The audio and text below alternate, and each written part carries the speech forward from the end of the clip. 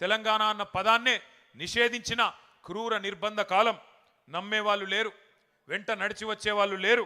కానీ అయినా మొక్కవోని ధైర్యంతో 2001 27 ఏప్రిల్ నాడు జలదృశ్యం పెద్దలు కొండా లక్ష్మణ్ బాపూజీ గారు ఆశ్రయం ఇస్తే దండి గుండెతో మొండి ధైర్యంతో జెండా ఎగరేసి ఆ రోజు గులాబీ జెండాను తెలంగాణకు పరిచయం చేసిన మొండి నాయకుడు, జగమొండి నాయకుడు కేసీఆర్ గారు. అప్పుడెప్పుడో మహానుభావుడు మార్టిన్ లూథర్ కింగ్ గర్జించిండంట, ఐ హ్యావ్ ఎ డ్రీమ్ అని, నాకు ఒక స్వప్నం ఉన్నది అని చెప్పిండంట. అట్లాగే మన నాయకుడు కేసీఆర్ గారు కూడా 4 కోట్ల మంది తన తెలంగాణ జాతి కోసం ఒక్కడై గర్జించి నేను కలలు కంటున్నా, ఈ కలను సాకారం చేయడానికి మీరు ముందుకు రండి అని ఆనాడు పిలుపునిచ్చిండు. మన కోసం కలగని ఆ కలను, తన కోసం కలగని ఆ కలను నిజం చేసుకుంటే విజేత అంటారు. కానీ నీ మట్టి కోసం, నీ జాతి కోసం, నీ దేశం కోసం, కోట్లాది మంది ప్రజల కోసం కలగని ఆ కలను సాకారం చేస్తే ఏమంటారు? అట్లాంటి నాయకుడిని మహాత్ముడు అంటారు, ఒక మార్టిన్ లూథర్ కింగ్ అంటారు, ఒక నెల్సన్ మండేలా అంటారు. ఖచ్చితంగా ఒక కేసీఆర్ అని తెలంగాణ ఉన్నంత కాలం, తెలంగాణ అన్న పదం ఉన్నంత కాలం కేసీఆర్ అనే పదాన్ని ఎవరు మరిపింపజేయలేరనే మాట కూడా నేను గుర్తు చేస్తా ఉన్నా. ఒక్కసారి గుర్తు చేసుకోండి. ఇవాళ శ్రీనివాస్ యాదవ్ గారు ఇప్పుడే అన్నారు, అప్పుడప్పుడు సందర్భాలు వస్తాయి, కాలం మారినప్పుడు, మోసం జయించినప్పుడు తాత్కాలికంగా వానపాములు కూడా నాగుపాములు లెక్క బుసలు కొడతాయి, గ్రామ సింహాలు కూడా సింహాల్లాగా గర్జిస్తాయి టైం మానది కానప్పుడు. గ్రామసింహం అంటే ఎరికేనా? నేను అంతకంటే ఎక్కువ చెప్పా. టైం వస్తుంది అప్పుడప్పుడు, బో బో అనేటోడు కూడా సింహం లెక్క గాండ్రించే సందర్భాలు చూస్తాం కొన్ని. అప్పుడప్పుడు ఊర బంధువులు కూడా పెద్ద పెద్ద పులుల లెక్క గర్జించే సందర్భాలు కూడా చూస్తాం. ఇవాళ అట్లాంటి సందర్భాలు కొన్ని చూస్తున్నాం.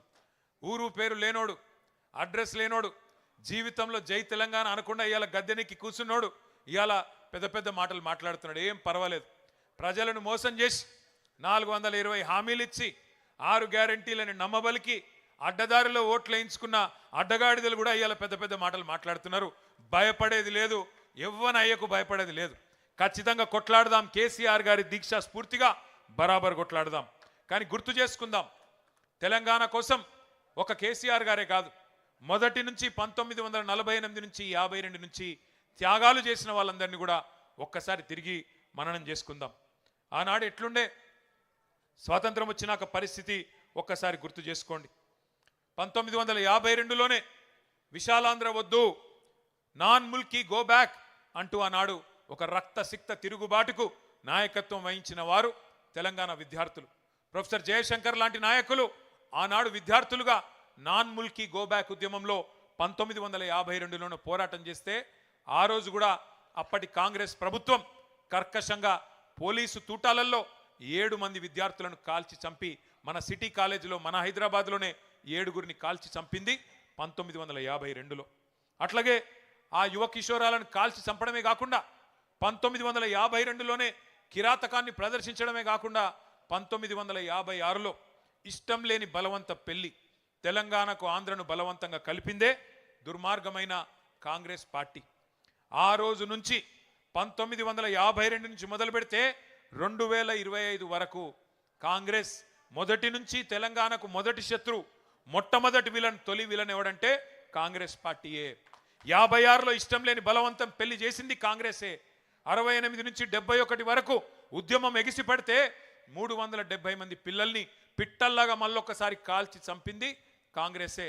1971లో 14 పార్లమెంట్ సీట్లుంటే 11 పార్లమెంట్ సీట్లు ఆనాడు తెలంగాణ ప్రజా సమితికి మదన్మోహన్ గారు, మల్లికార్జున్ గారు, చెన్నారెడ్డి గారు, ఎంఎస్ఆర్ గారు ఇట్లాంటి వాళ్ళందరినీ పార్లమెంటుకు పంపితే జిఎస్ మేల్కోటె గారు వీళ్ళందరినీ పార్లమెంటుకు తెలంగాణ ప్రజలు పంపితే ఆ 11 మందిని కూడా ఆ రోజు మళ్ళీ తిరిగి కాంగ్రెస్లో కలుపుకొని తెలంగాణ ఇయ్యను, ఏం చేసుకుంటారో చేసుకోపోమని చెప్పి ఆ రోజు మళ్ళీ ఒక్కసారి ధిక్కార ధోరణి ప్రదర్శించింది కూడా కాంగ్రెస్ పార్టీయే.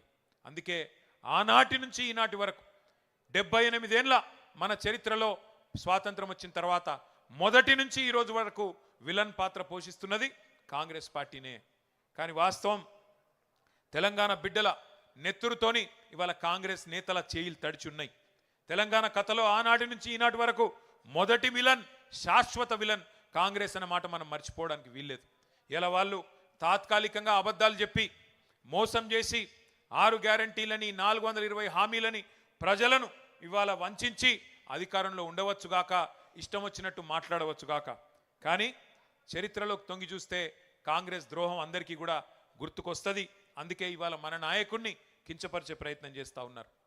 సరే, ద్రోహం జరిగింది, ఇబ్బంది జరిగింది, 71లో నష్టం జరిగింది అని తెలంగాణ సమాజం ఊరుకోలేదు. 30 ఏళ్ల పాటు కుత ఉడుకుతూనే ఉన్నది. తెలంగాణలోని బుద్ధిజీవులు